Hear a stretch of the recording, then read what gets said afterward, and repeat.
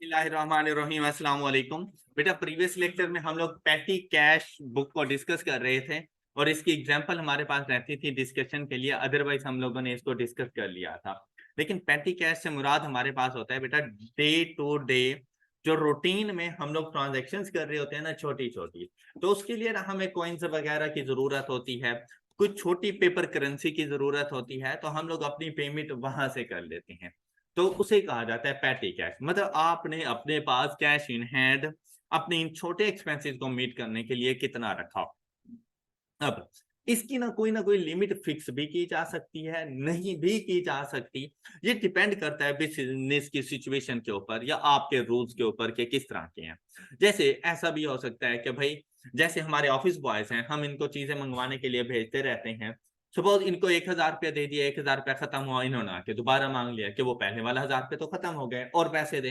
हमने इनको 1,000 रुपया और दे दिया, उन्होंने वो एक्सपेंसिस किए, वो खत्म हुआ तो कुछ और आके मांग लिया। मतलब कोई सिस्टम नहीं है, जरूरत के मुताबिक है कि जैसी तुम्हें जरूरत पड़ती जाए तुम चीजें लेने से पहले। अब उसे आइडिया होता है कि अगर मैं ये चीज परचेज करने के लिए जा रहा हूं तो इस पे मेरा इतना एक्सपेंस आ जाएगा। वो देखते हैं कि ऑफिस का कितना पैसा मेरे पास पड़ा हुआ है, कम होगा तो हमसे मांग लेगा कि भाई मुझे मजीद पैसे दे दें। इस किस्म का सिस्टम हम लोग बनाते हैं।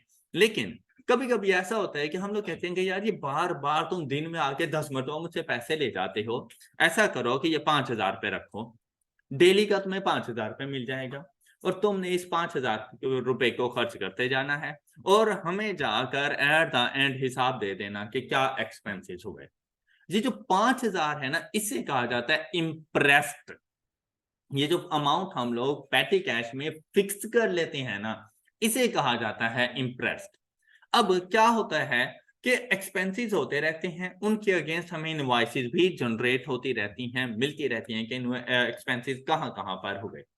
Eight the end of the day या at the end of the week या at the end of the month, या आपने देखना होता है कि वो अमाउंट आपने कितने अरसे के लिए दी है, वीकली बेसिस पर है, डेली बेसिस पर है, मंथली बेसिस पर है। ये बिजनेस टू बिजनेस ये चीजें वेरी करती रहती हैं।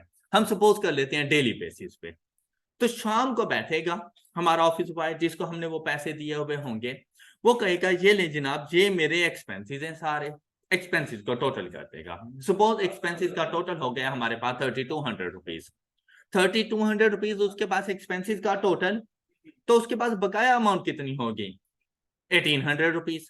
तो 3,200 और जो उसके पास कैश इन हैंड बाकी बचा हुआ है 1,800, वो जैसे ही एड अप करेंगे इंप्रेस्ड अमाउंट के इक्वल आ जाते हैं। और इंप्रेस्ड अमाउंट हमारे पास क्या थी? 5,000 रुपीज। तो ये होता है हमारे पास पैटी कैश। और ये सारी बातें यहाँ पर मेंशन थी हमारे पास, तो अब आप लोग इसको रीड करोगे तो आप लोगों को अच्छे से समझ आ जानी है। एग्जाम्पल नंबर 9 हम लोग करके चले गए थे, ये भी आप लोगों को क्लियर हो चुकी होगी। आई थिंक एग्जाम्पल नंबर 10 ना सिर्फ जरा समझने के लिए है थोड़ी देर कि हम लोगों ने पैटी कैश को बनाना किस तरह से होता है, अदरवाइज ऐसा चीज की कोई खास जरूरत नहीं है। देखो यहाँ पर ना आपको एक ट्रांजेक्शन बता दी गई। मतलब जो हम लोगों ने ऑफिस बॉयज को पैसे दिए थे ना, उसने कहा कि भाई मेरे पास 2,000 रुपए का बैलेंस आपका मौजूद था। हम लोगों ने जो इम्प्रेस्ड अमाउंट सेट की हुई है वो 2,000 रुपीज है, तो हमने उसको 2,000 रुपीज दे दिया। उसने कहा मेरे पास 2,000 रुपये आ गए। अब क्या करना है हम लोगों ने?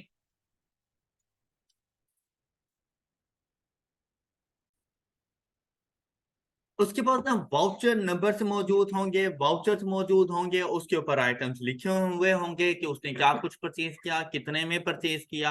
अब यहाँ पे देखो कहते हैं कि विंडो क्लीनर को उसने पे किया, 200 रुपीज उसने पे कर दिया। अब उसके ने ये चीज रिटर्न फॉर्म में, डॉक्यूमेंटेड फॉर्म में रखनी है, तो उसके पास वो जो वाउचर नंबर होगा उसने उसके ऊपर 1 की नंबरिंग की हुई है कि मेरे पास वाउचर नंबर 1 इस चीज से रेलिवेंट है। फिर उसने स्टेशनरी परचेज की, पेन एंड पेंसिल्स 100 रुपीज की, ये वाउचर नंबर 2 उसके पास हो गया। पेड फॉर बस फेयर 60 रुपीज। तो उसने ना ये काफी सारे एक्सपेंसिस कर दिए। And eight the end of the day हम लोगों ने देखना है। अब देखें, हम लोगों ने पढ़ा था कि जितने भी हमारे एक्सपेंसेस होते हैं ना, हर एक्सपेंस को उसके नेम के साथ लिखना चाहिए। अब जहां से मुझे ये तो पता चल जाएगा कि भाई साहब ने इतना टोटल एक्सपेंस कर दिया, बिजनेस के एक्सपेंसेस भी चले जाएंगे।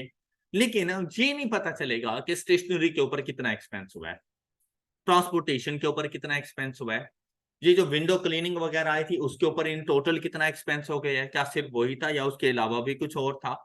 तो हम लोगों ने ना अपने इन तमाम एक्सपेंसेस को अलग अलग से क्लासिफाई करना होता है, ताकि आगे जाके हम लोग अपनी जो इनकम स्टेटमेंट्स हम लोगों ने बनानी है उनमें तमाम एक्सपेंसेस को अलग अलग से रिकॉर्ड कर सकें। तमाम एक्सपेंसेस का हमें अलग अलग वैल्यू का अंदाजा होना चाहिए। इसको बनाने के लिए हम लोग इसको कुछ इस तरह से बनाते हैं। देखिए, ये हमारे पास आ जाती है इसकी रिसीट साइड।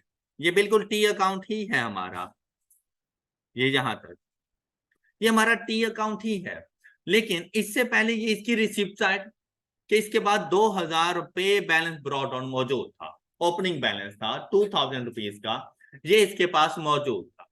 अब यहां पर रिसिप्ट साइड पर और कोई अमाउंट नहीं आएगी, सारी की सारी अमाउंट पेमेंट साइड पे, कि इस 2,000 रुपये में से उसने पेमेंट्स करनी है तो पेमेंट साइड पे चली जाएंगी। तो पेमेंट साइड पर जब हम लोग जाएंगे ना, तो सबसे पहला एक्सपेंस यहां पर आ गया विंडो क्लीनिंग। भाई कहां से हमें इसका पता चलेगा? कहता है वाउचर नंबर 1 जाकर देखो कितनी अमाउंट का एक्सपेंस किया, इन टोटल 200 रुपीज का। All right. अच्छा, अब अगर आप लोग देखें ना, मैं इसको अगर यहां से अलग कर दूं ये, और हम लोग इन चीजों को ना लिखें, तो मुझे ये तो पता चलता जाएगा कि 2,000 रुपये में से 200 रुपये एक्सपेंस आउट हो गए, 100 रुपये हो गए, 60 चले गए, 400 चले गए, 270 चले गए। एट द एंड मुझे टोटल मेरे एक्सपेंस का भी पता चल जाएगा कि टोटल एक्सपेंस कितना हो गया है। लेकिन ये नहीं पता चलेगा कि कौन सा एक्सपेंस किस पे हुआ है और कितनी अमाउंट से हुआ है, ये नहीं पता चलेगा। तो इसके लिए हम लोग क्या करते हैं, हमारे बिजनेस में ना कुछ हमें पता होता है कि ये हमारे एक्सपेंसेस होते रहते हैं। तो उन एक्सपेंसेस की हम लोग क्लासिफिकेशन कर लेते हैं। जैसे कि हम लोग कहते हैं क्लीनिंग एक्सपेंस है तो इस कॉलम में लिख देना, अगर कोई स्टेशनरी एक्सपेंस है तो सेकंड कॉलम में चला जाएगा, कोई ट्रैवल एक्सपेंस है तो थर्ड कॉलम का पार्ट बन जाएगा, पोस्टेज एक्सपेंस है तो फोर्थ कॉलम, और फूड एक्सपेंस है तो फिफ्थ कॉलम का पार्ट बन जाएंगे। अब यहां से देखिए ये कौन सा था, क्लीनिंग, तो यहाँ टोटल में 200 लिखना है, लेकिन साथ में क्लीनिंग के कॉलम में जाके 200 लिख दो कि भाई क्लीनिंग को 200 रुपीज का एक्सपेंस मिल गया। इधर गए पेन एंड पेंसिल, इसका ताल्लुक किस चीज से है? अब यहां पर आपने 100 रुपीज लिख दिया टोटल में, कि टोटल मैंने 100 रुपीज खर्च किए, लेकिन 100 रुपीज कहाँ खर्च किए? तो सेकंड कॉलम में जाकर हमने स्टेशनरी लिख दिया कि स्टेशनरी में खर्च किए। थर्ड देखें उसने क्या किया, बस फेयर, इसका ताल्लुक हमारे इन एक्सपेंसेस में से किस में से है? तो ट्रेवल के पास जाके 60 रुपीज लिख दो। इसी तरह नेक्स्ट फिर हमारे पास आ गया प्रिंटर कॉर्टरेज। अब ये जो हमारे पास होता है स्टेशनरी से ताल्लुक होता है इसका, तो स्टेशनरी एक्सपेंस में हमारे पास चला जाता है। वो जो आप लोग प्रिंटर वगैरह करवाते हैं ना, उसके अंदर एक डिवाइस मौजूद होती है कॉर्टरेज, उसके अंदर इंक फिल की जाती है जिससे वो प्रिंट वगैरह निकल के आता है, तो उसकी बात कर रहा है। तो ये हमारा एक किस्म का एक्सपेंस बन जाता है। इसी तरह आपने तमाम एक्सपेंसेस को टोटल में भी लिखना है, साथ में अलग अलग उसकी क्लासिफिकेशन भी करनी है। एट द एंड जाकर आपने इन सब का टोटल कर दिया। जब यहां से एक्सपेंसेस का टोटल किया तो टोटल एक्सपेंसेस कितने हो गए? 1760। तो उसके पास बकाया अमाउंट कितनी होगी? 240 रुपीज उसके पास बैलेंस कैरी डाउन मौजूद है। 2,000 रुपए में से 240 रुपए अभी उसके पास मौजूद है।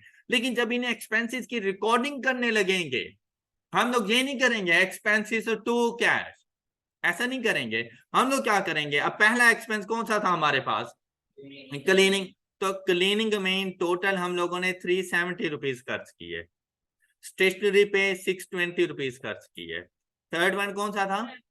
ट्रैवलिंग पे 330, पोस्टेज पे 270, और फूड के ऊपर 170 रुपीज खर्च किए। और जब इन सब का टोटल करो तो भी 1760 के इक्वल हो जाता है। All right. अच्छा, अब यहां पर क्या किया जाता है, 2000 जो अमाउंट थी ना इम्प्रेस, वो हम लोगों ने फिक्स की हुई थी। अब ऐसा नहीं है मैं उससे 240 रुपए ले लूंगा कि भाई निकालो 240 रुपए जो बाकी बच के, नहीं, जितने एक्सपेंस होते हैं उतनी अमाउंट उसे मजीद पे कर दो, तो इम्प्रेस सिस्टम बहाल हो जाता है। अब वापसी अपनी इम्प्रेस अमाउंट पर आ जाते हैं। कितनी अमाउंट उसको पे करोगे? जितने एक्सपेंसेस हो चुके होते हैं। तो एक्सपेंसेस इन टोटल उसने कितने किए थे? तो 1760 आप उसे मजीद पे कर दो।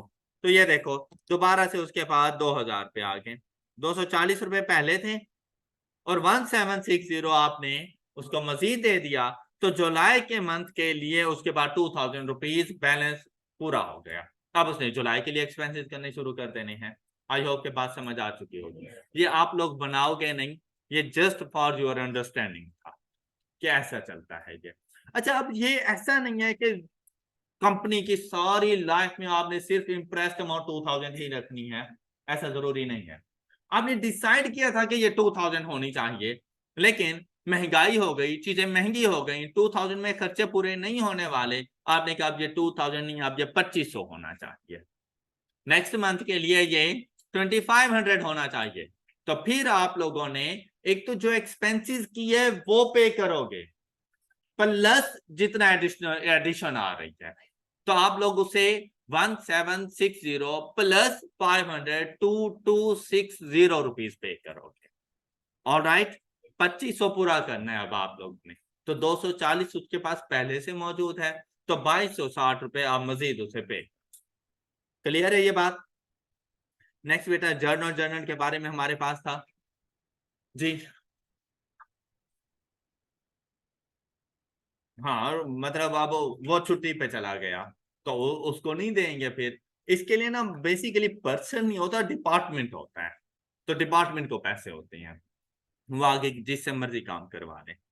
जी बेटा, जर्नल, जर्नल में हमारे पास कौन सी ट्रांजैक्शन आती हैं? तो हम लोगों ने पढ़ा था ऐसी सारी ट्रांजैक्शन जो ऊपर वाली 5 बुक्स ऑफ प्राइम एंट्रीज का पार्ट नहीं बनती, वो जर्नल, जर्नल का पार्ट बन जाती हैं। The journal, journal, journal for short is a book of prime entry that is used to record transactions that are not recorded in any other book of original entry। अब यहां पर देखें, journal might be used to provide a record and explanation of, कहते हैं year and adjustment, ये chapter number 4 में पढ़ेंगे, year and adjustment.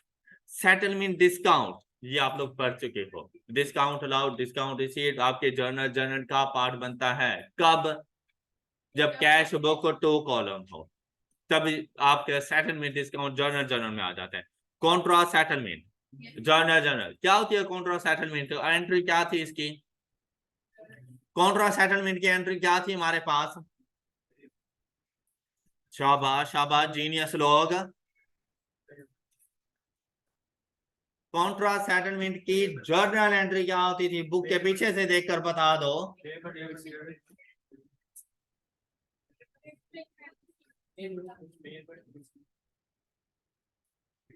Payables to receivable, contra settlement. अल्हम्दुलिल्लाह 4 दिन का गैप जो आता है लेक्चर्स में, और उसमें माशाल्लाह आप लोग जीरो होकर आ जाते हैं, क्योंकि आप लोग कहते हैं कि अब अकाउंटिंग का राइट थोड़ी ना बनता है कि अकाउंटिंग उठाकर बैठे हम लोग। तो हम लोग जो पहले पढ़ चुके हैं ना 3 दिनों में, अगले 4 दिनों में उनका सफाया करके आया करो। हाँ, गुड। करेक्शन ऑफ एरर्स, ये हम लोगों ने FR 1 में जाके पढ़ने हैं।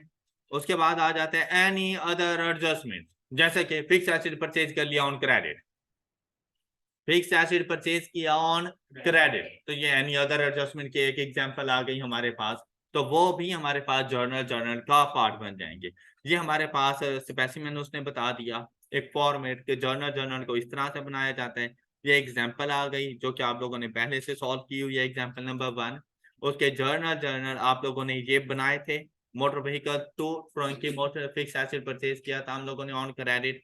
उसके बाद discount allowed and discount received, हम लोगों ने कैश बुक को 3 कॉलम बनाया था, तो फिर यहाँ पर लिखने की जरूरत नहीं है, और हम लोगों ने लिखा भी नहीं था। कैश बुक जब 3 कॉलम बना लिया था तो हमने ये सारे डिस्काउंट्स अपनी कैश बुक में लिखे हुए थे, तो जर्नल, जर्नल में लिखने की जरूरत नहीं है आप लोगों को। एग्जाम्पल नंबर 12 आप लोगों के पास आ गई, और इसमें आप लोगों ने बुक्स ऑफ प्राइम एंट्रीज ही बना कर देनी थी। कहते हैं journal entries for all the about transaction for the month. अच्छा, इसके लिए ना सिर्फ जर्नल एंट्रीज रिकॉर्ड करनी है हम लोगों ने, कि ये एग्जाम्पल हम लोग पहले सॉल्व कर चुके हैं। चलें, अब इस एग्जाम्पल को हम लोग सॉल्व करते हैं। इन जुलाई 2014 Abdullah established a business for providing one services to private schools in the city of Gujarat. The transaction during the months are listed below. First देखें, a bank account was opened with a cash deposit of rupees 20 million। अब यहाँ पर देखें तो भाई 1 जुलाई है और उसने कहा है कि जुलाई में ही हम लोगों ने अपना बिजनेस स्टार्ट किया है। तो इसके लिए ये नहीं है कि हम लोग कहें कि बैंक टू कैश, तो कैश तो बिजनेस के पास है ही नहीं, बिजनेस ही आज ही के दिन आया है हमारे पास। तो यहाँ पर हम लोग क्या जर्नल एंट्री रिकॉर्ड करेंगे, bank account to capital account. शाबाश, ये फर्स्ट आपके पास एंट्री आ गई। बैंक टू अब्दुल्लाज कैपिटल या कैपिटल अकाउंट एक ही बात है, सोल प्रोपराइटर है तो लानी बात है सारा कैपिटल अब्दुल्ला का ही है। ये बात क्लियर होगी सब बच्चों को? अच्छा नेक्स्ट देखें, 3 जुलाई के ट्रांजैक्शन को पढ़ें और इसकी जरा जर्नल एंट्री अपने पास रिकॉर्ड करो, जल्दी करो।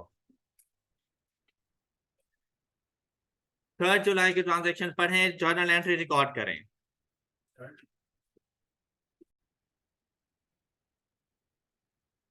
A property was purchased at a cost of rupees 10 million, of which rupees 7.2 million was considered as applicable to land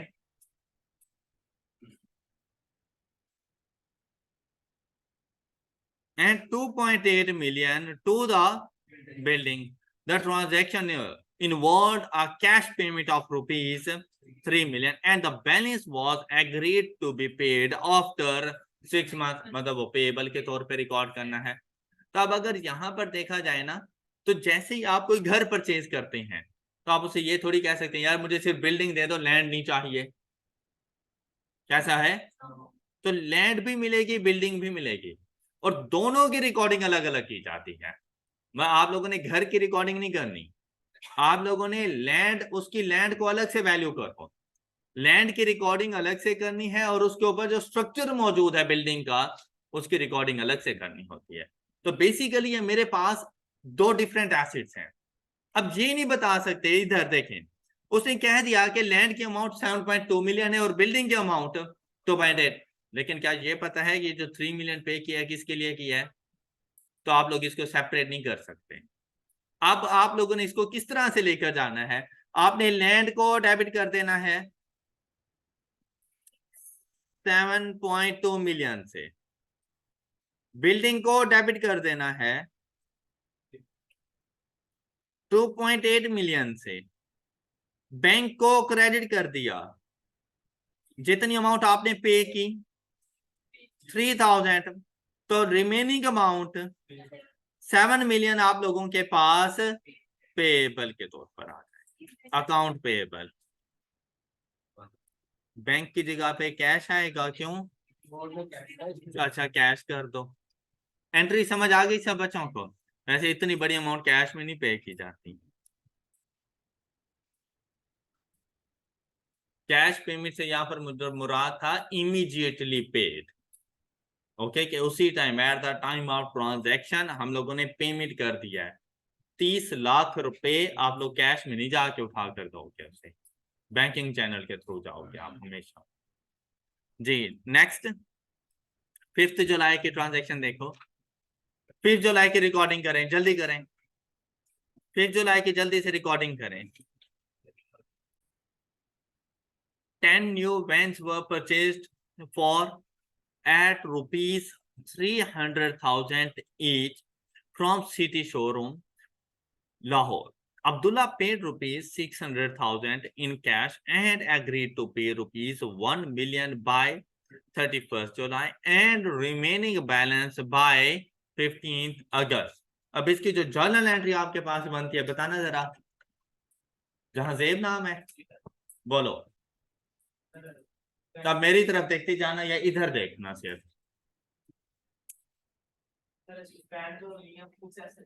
हाँ, कितने से? 30 लाख रुपीज से वैन अकाउंट को डेबिट कर देंगे। ओके, ये बात क्लियर है सब बच्चों को? 3 लाख रुपए की एक थी, हम लोगों ने 10 ली हैं, तो 30 लाख रुपए in total van account debit हो जाएगा 30 लाख रुपए से। जी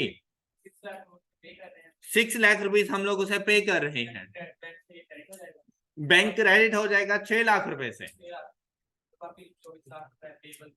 तो वो जो अलग अलग उसने बताया है 31 जुलाई और 15 अगस्त और 10 लाख और वो, हाँ, तो इसके लिए ये नहीं है कि बैंक को क्रेडिट कर दिया आप लोगों ने 6 लाख से, फिर पता चले पेएबल को क्रेडिट करो 10 लाख रुपए से, फिर बाकी अमाउंट के साथ करो 14 लाख रुपए। ऐसा नहीं है, आज के दिन आपका जो टोटल पेएबल है वो 24 लाख रुपए का है। 24 लाख ही आपने अपना पेएबल के तौर पे रिकॉर्ड करना है। बात क्लियर? बात क्लियर? ये देखें, ये आपके पास ट्रांजेक्शन आ गई। नेक्स्ट देखें, 7 जुलाई, upon inspection a van was found to be defective and was returned to city showroom Lahore. हाँ भाई, क्या जर्नल एंट्री होनी चाहिए इसकी? 7 जुलाई, जरा पढ़ लो एक मरतबा फिर बताओ, सोल्यूशन नहीं देखना, यहां से पढ़ो।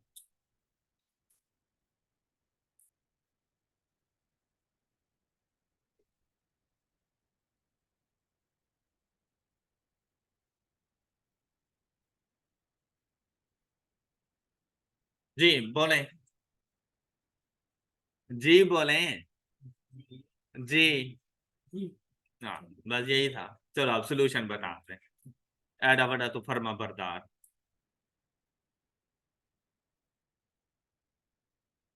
सोल्यूशन बताएं, जल्दी करें।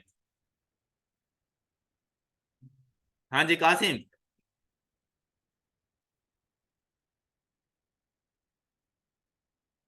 तुमने अब दोबारा पढ़ना है?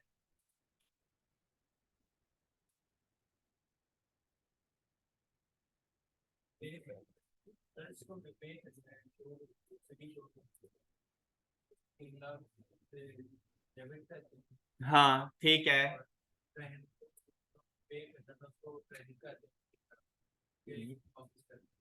अपने जो पेएबल था, अपनी जो लाइबिलिटी थी, वो हमारे पास डेबिट हो जाएगी। लाइबिलिटी क्या थी? City showroom. सिटी शोरूम के अकाउंट को हम लोगों ने जाके डेबिट कर देना है। और वैन अकाउंट अब एक कम हो गई है हमारे पास, तो 3 लाख रुपए की एक वैन थी, तो उसका आइडिया हमें यहां से होना था। यहां पर तो सिर्फ उसने कह दिया आ वैन, तो वैन आ गई है, तो है 3 लाख रुपए की एक वैन, तो वैन को आप लोगों ने क्रेडिट कर देना था।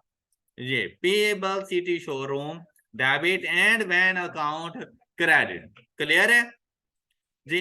8 जुलाई की ट्रांजैक्शन, हाँ जी बताएं, 8 जुलाई की ट्रांजैक्शन।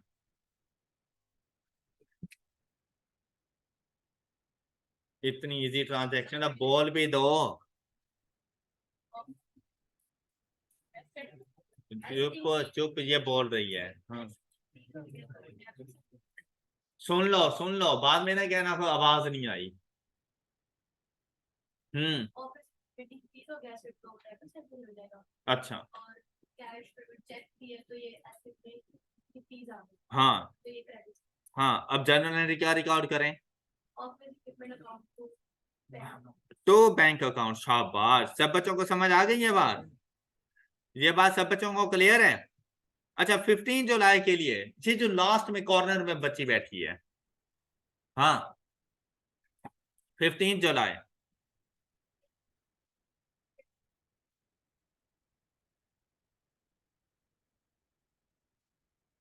डेबिट किसको करेंगे?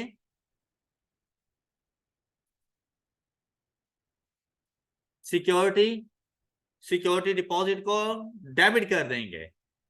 और क्रेडिट किसको करेंगे?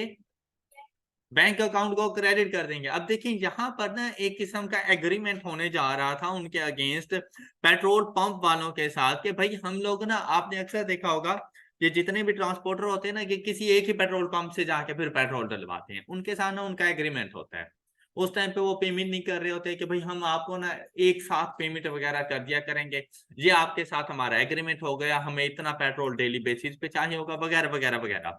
लेकिन उसके लिए उन्होंने कहा कि इससे पहले कि तुम अपने एग्रीमेंट से भाग जाओ, तुम सिक्योरिटी के तौर पर ना हमें 15,000 रुपए दो। अब 15,000 रुपए वो खर्च नहीं हुए ना, 15,000 रुपए का उसने पेट्रोल डलवाया है, ये सिर्फ एक सिक्योरिटी डिपॉजिट है।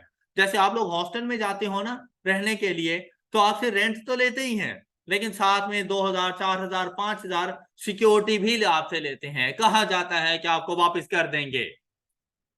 ऐसा ही होता है ना, कि ये आपका एक्सपेंस नहीं है, ये आपको हम लोग वापस ही कर देंगे, कि ऐसा ना हो कि पता चले हम आज आपको रहने की इजाजत दें, तो सुबह आए तो हमारे हॉस्टल में पंखे ही नहीं है और आप भाग गए हैं पंखे लेकर। तो इस वजह से वो इतनी सिक्योरिटी रखते हैं। पता चले कि भाई आपने मैट्रिक्स उठाए और अगले दिन जनाब गायब है, पता ही नहीं है कि कहाँ पे चले गए हैं।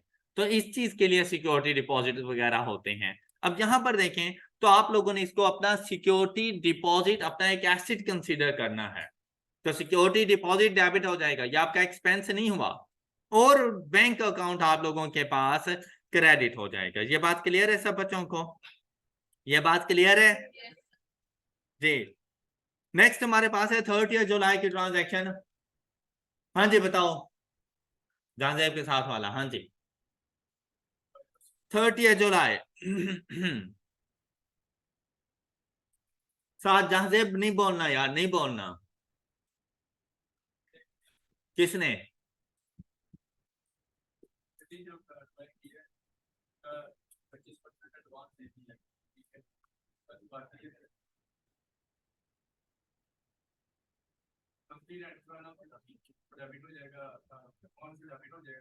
जहांजेब सीधे होके बैठो। तो ऐसा कर, उसके कंधे पे आके बैठ जा, सिर्फ बाजू से कुछ नहीं हो रहा। अब इजी हो जा। क्या?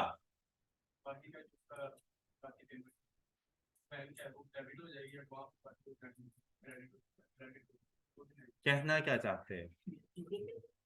वो 25% कहाँ गए हैं? नहीं, वो तुम 25% की कोई बात कर रहे थे, वो कहाँ गए हैं? हाँ तो उसको क्या करना है 25% का? क्या करना है?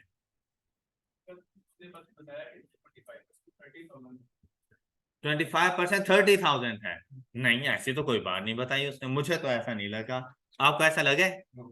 नहीं, 25% 30,000 नहीं है। देखो वो कहते हैं 3 जुलाई को जो आपने प्रॉपर्टी परचेज की थी, तो यार 3 जुलाई को जो मैंने प्रॉपर्टी परचेज की थी वो तो 10 लाख की थी। उसका 25% देखो तो भाई ढाई, वो मेरे पास 25 लाख रुपए, 25 लाख रुपए बनता है। वो 10 मिलियन की थी, 1 करोड़ की। 25 लाख रुपए बनता है वो तो। क्या करना है इसका?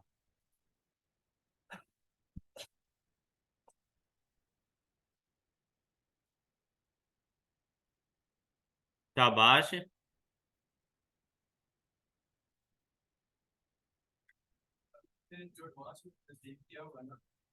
हाँ, एडवांस क्रेडिट पे चला जाएगा, ओके। बैंक डेबिट हो जाएगा। कितनी अमाउंट से? 30,000 पैसे? 90,000 क्यों आ रहे हैं? चुप करो ना, उसे बोलने दो। 3 मंथ्स का है, इस वजह से 90,000 आ जाएगा। अच्छा, इस क्वेश्चन के अंदर ना, इस एडजस्टमेंट के अंदर भाई 25% का कोई लेन देन नहीं था भाई। चाहे तुम अपनी सारी प्रॉपर्टी रेंट पे दे दो, थोड़ी दो, पार्ट दो, मुझे इस बात से क्या। तो ये खाम में दी गई थी। अच्छा, अब मैं बोल रहा हूँ, तुमने सही कहा है।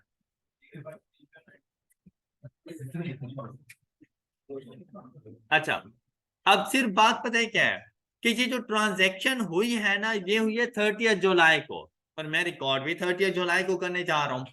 प्रॉपर्टी रेंट पर जो हम लोग देने जा रहे हैं ना, वो फ्रॉम 1 अगस्त है। तो मतलब अभी मेरी वो इनकम नहीं बनी। आज तो 30 जुलाई है हमारे पास। 1 अगस्त से ऑनवर्ड वो रेंटल इनकम बनना स्टार्ट होगी। 1 महीने का रेंट 30,000 रुपये है, जबकि हमने उससे 3 मंथ्स का रेंट एडवांस में रिसीव कर लिया। तो जो अमाउंट आपने रिसीव की, बैंक अकाउंट को डेबिट कर दो 90,000 से, 30,000 मल्टीप्लाइड बाय 3। और क्रेडिट आप रेंटल इनकम को नहीं कर सकते, क्योंकि अभी तक वो आपकी इनकम नहीं बनी। ये आपने अपने उस टेनेंट से एडवांस अमाउंट रिसीव की है, तो आपने इसको एडवांस के तौर पे रिकॉर्ड करना है, राइट? 90,000 rupees advance credit. ऐसे ये एडवांस रिसीव, क्योंकि अभी वो 1 अगस्त से ही मेरी इनकम बनना स्टार्ट होगा, और मैं मौजूद हूं 30 जुलाई पे। अब अगर मैं बात करूं यहां पर कि अगस्त का एंड है हमारे पास, अगस्त का एंड है, और मुझसे सेम सिचुएशन कहा जाती, तो फिर एडवांस 2 मंथ्स का था। अगस्त वाली मेरी इनकम बन चुकी होती, अगस्त का मंथ मेरी इनकम बन चुकी होती, उसके बाद एडवांस 2 मंथ्स का बाकी रह जाता। तो आप जब तक इनकम बन ना जाए तब तक रिकॉर्ड नहीं करनी है आप लोगों ने। आपने अभी तक सर्विसेज दी ही नहीं है, 1 अगस्त से आपने सर्विसेज देनी है, तब इनकम को अर्न करना है। तो अभी जो एडवांस में अमाउंट रिसीव की है ना, उसको आप लोगों ने एडवांस अमाउंट, एडवांस रेंट के तौर पे रिकॉर्ड करना है। ये बिल्कुल ऐसा ही है कि अगर आप लोग कोई प्रोडक्ट सेल कर रहे हैं, आपके पास एक कस्टमर आया, उसने कहा कि जनाब आज से 10 दिन के बाद ना मुझे 1000 यूनिट ये प्रोडक्ट प्रोवाइड कर देना। आपने उसे कहा कि 1000 यूनिट तो तुम्हें मिल जाएंगे, जैसे मिठाइयों वालों को ऑर्डर किया जाता है, जनाब इस दिन हमारे घर में फंक्शन है तो हमें ना इतने किलोग्राम मिठाई दे देना। पता चले कि उस दिन वो मिठाई बना के सारी आपके घर लेकर आए और पता चले प्रैंक हो गया उसके साथ। तो उसके लिए क्या करते हैं, वो कहते हैं भाई मुझे सिक्योरिटी देकर जाओ। वो कहते हैं एडवांस अमाउंट देकर जाओ, ज्यादा भी नहीं तो हाफ अमाउंट जरूर देकर जाओ। उससे एक कंफर्मेशन हो जाती है कि भाई अगर उसका नुकसान होना जाएगा तो हाफ अमाउंट तो आपकी भी जाएगी फिर। लेकिन जब आपकी हाफ अमाउंट लगी हुई होती है तो आप दूसरे को नुकसान नहीं दोगे।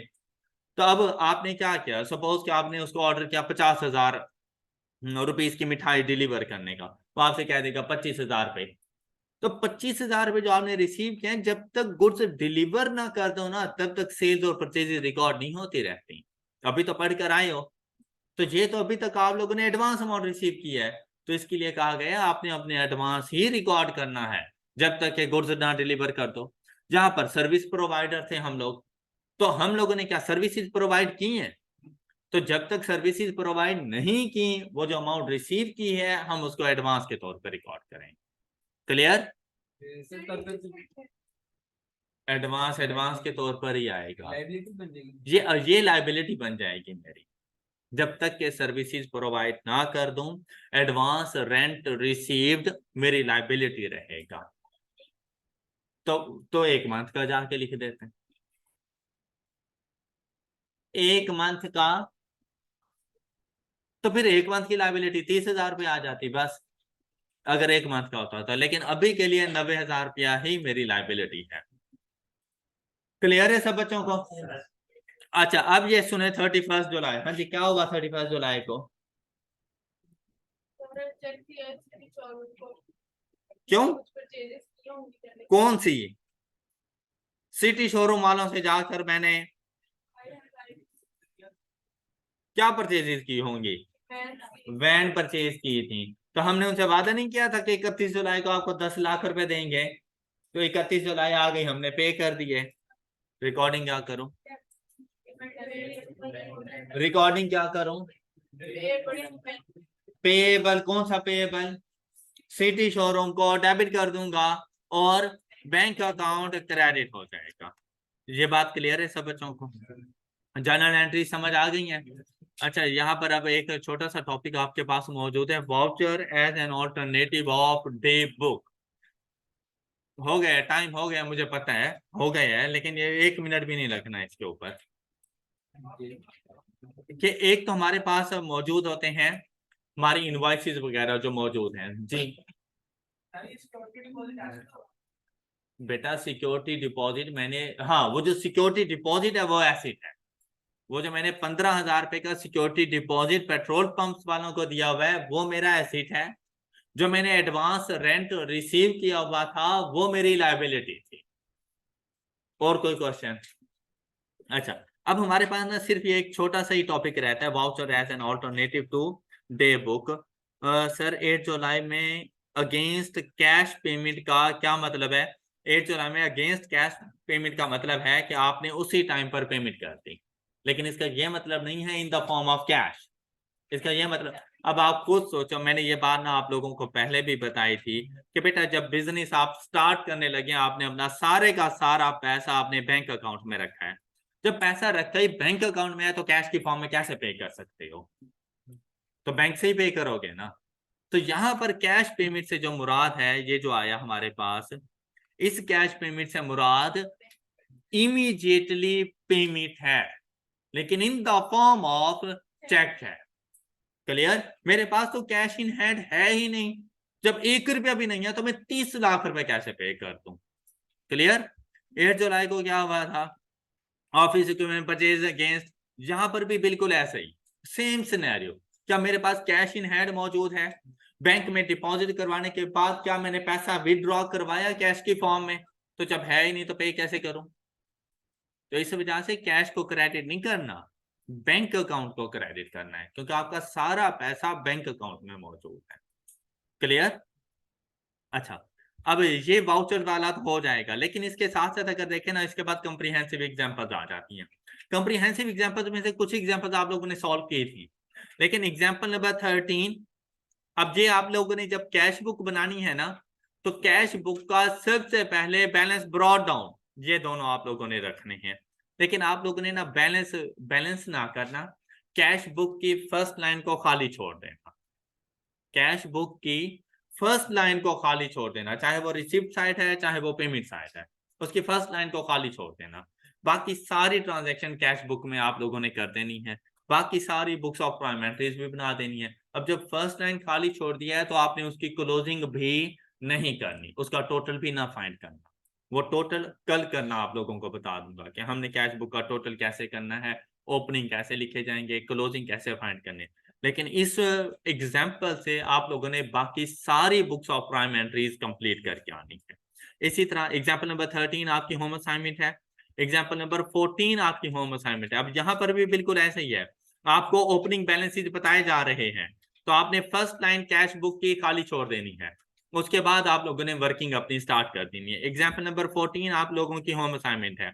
15, 16 आप लोग पहले ही सॉल्व कर चुके थे, और साथ में आप लोगों ने इसके एमसीक्यू सॉल्व करके आने हैं। तो आप लोगों की जो होम असाइनमेंट 2 कॉम्प्रिहेंसिव क्वेश्चंस हैं जो कि आपके इधर चेक होंगे, और साथ में आप लोगों के पास एमसीक्यूज हैं जो आपकी बुक के ऊपर चेक होंगे कि आपने ये सॉल्व किए हुए हैं। ऑलराइट, और कल इंशाल्लाह हमारा ये चैप्टर कंप्लीट हो जाएगा। वेडनेसडे वाले दिन आपका चैप्टर नंबर 2 का टेस्ट है। ओके, अपना बहुत सारा ख्याल रखिएगा। अल्लाह हाफिज।